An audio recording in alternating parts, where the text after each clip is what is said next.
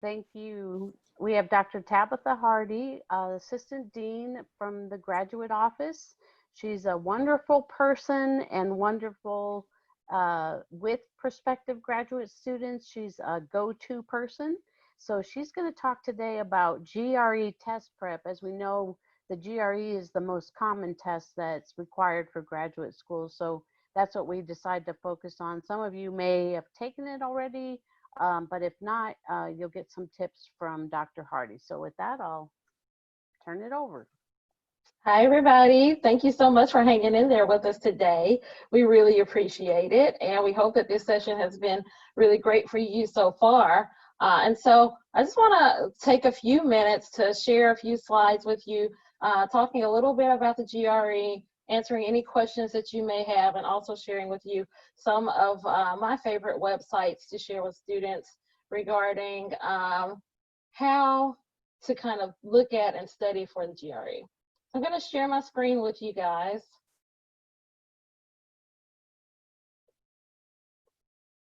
All right. Can everybody see that okay? Yes. Great. So Jennifer mentioned the GRE, and the GRE actually stands for Graduate Record Exam. And I attested to any other standardized test. So you may be familiar with the ACT or the SAT that you took before entering high school.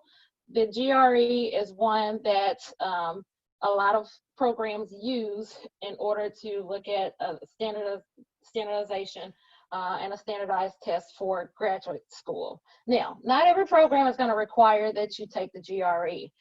So what you'll want to do is when you're looking at different programs and you're taking the time to research those programs, make sure that you know whether or not they require the GRE.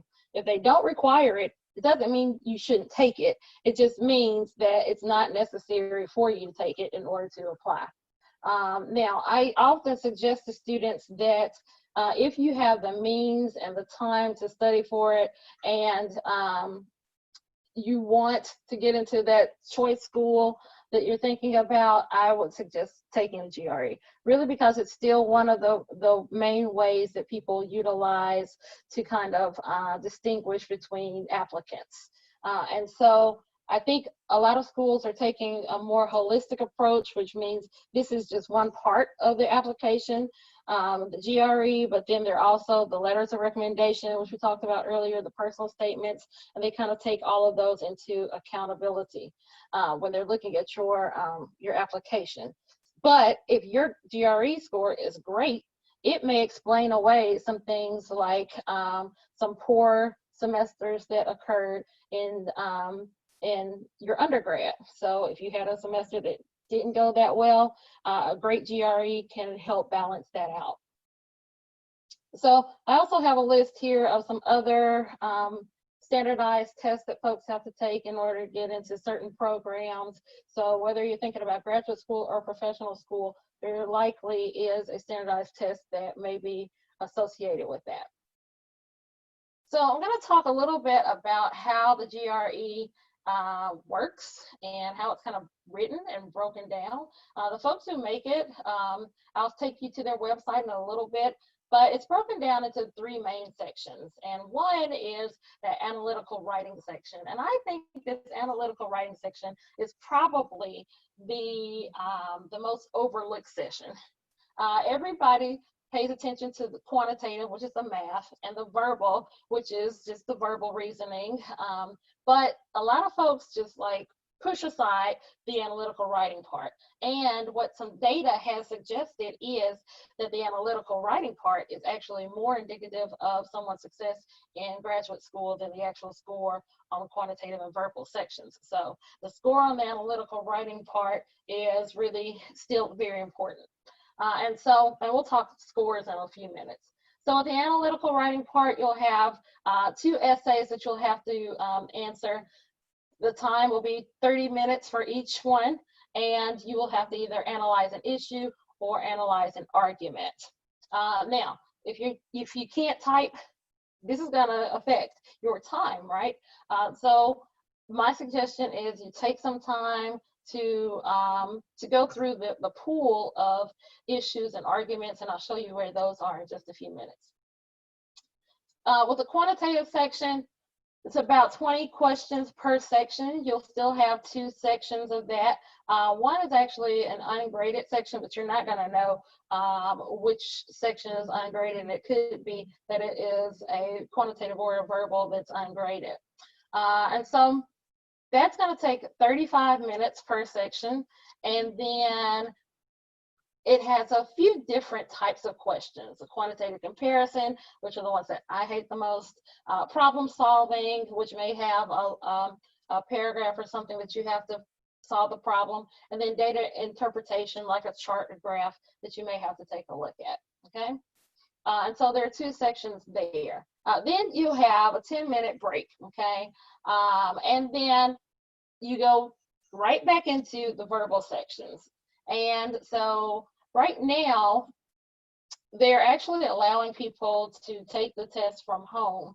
And so if you have like a laptop and a webcam, you can actually take the GRE now from home. There are some testing centers that are starting to reopen, but now may be a good time because it kind of eliminates that pressure of having to find a testing center, having to drive to it, and all of the things that have to go on and going there. So with a verbal section, the verbal section lasts about 30 minutes, and it has about 20 questions per section. And then it has a text completion, which means kind of a fill in the blank, those sentence equivalents, like this means this, and then the reading comprehensions, which can be those long paragraphs or short paragraphs, and then you have to answer a number of questions. So in total, this exam takes about 4 hours to complete. Now, I tell people all the time that this test costs too much money and takes too much time for you to not take it seriously. So if you are taking the GRE, absolutely take it seriously. All right, so I'm thinking about preparing for it. There are lots of websites and things out there that have practice tests. And definitely consider some of those practice tests. I'm going to show you guys the ETS website, which is the site that you would have to go through in order to sign up to take the GRE anyway, in a few minutes. And I'll show you some of the free things, because what I always tell students is start with the free stuff first, okay? Plan at least 2 to 4 months of prep time and practice time. And it doesn't mean that you have to do it every day for 2 to 4 months, but absolutely give yourself some time to really prepare for it. So there are some free test prep tools from ETS, from the testing center, and I'll take you to that site in a minute. And there are also some general advice, some sample questions with some different rationale score guides. There's some tips. There is software that have actually 2 practice tests. And what I tell people about the practice test is that I usually have students take one early on, just to kind of give a basic level of where you are. And then closer to the exam, usually about a week or 2 out, I have them retake that practice exam so that they can see if they have made any progress, and if there are areas that they still need to work on within the 2 weeks to get the desired score. So with the math, there's actually a free math review, and I'll show you a little bit of their sites as well. And they have webinars that you can sign up for. So there are a lot of commercial companies that also offer classes, but I always tell people to start with the free stuff. Now, GRE costs $205, okay? And there is a site on the ETS webpage where you can go and get a fee reduction. The fee reduction is for half of the cost. They won't waive the fee for the GRE because what has happened in the past is people would sign up for the GRE, they get the waiver, and then they wouldn't show up. And so now, instead of that occurring, they kind of force people to pay attention and show up for their stuff. All right, so I don't have a whole lot of time left. I'm going to show you, sorry, this screen that has the score rationale. And what you kind of want to pay attention to here is where your 90th percentile are and where the scores lie. So the scores can range from 130 to 170. And you definitely want to be closer to the 170 end. And the middle is usually a good range. But you see that for the 90th percentile in verbal, that's at 162. And then for quantitative, it's at 175. All right, so I'm going to take you guys real quick into a website, the ETS website, and I'm about to run out of time. You're okay, because we don't have anyone after you, so if we go a little I over, that's okay. I won't take too much over. All right, so when you go to the GRE ETS page, and this is not the first page,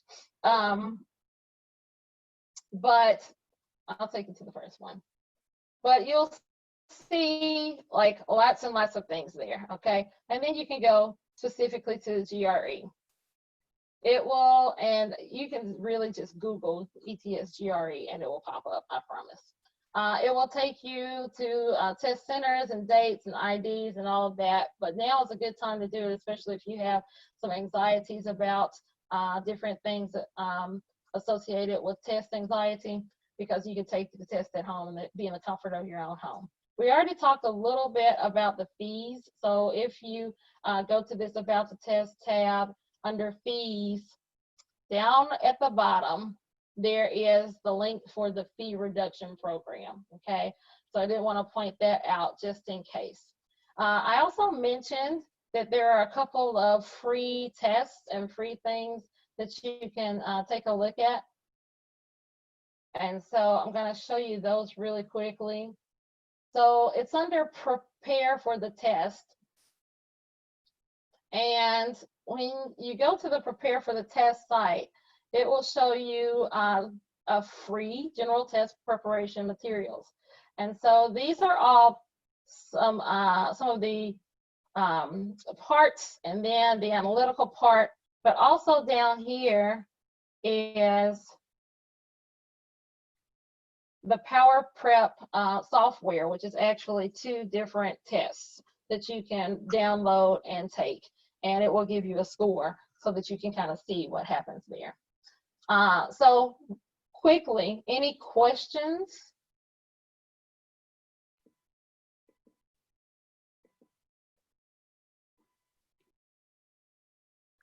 Don't be afraid, don't be shy.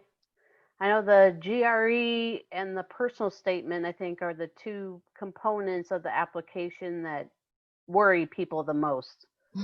So if you've got worries about it, then go ahead and ask a question. Absolutely. I'll also mention there are a couple of other sites that my students really like.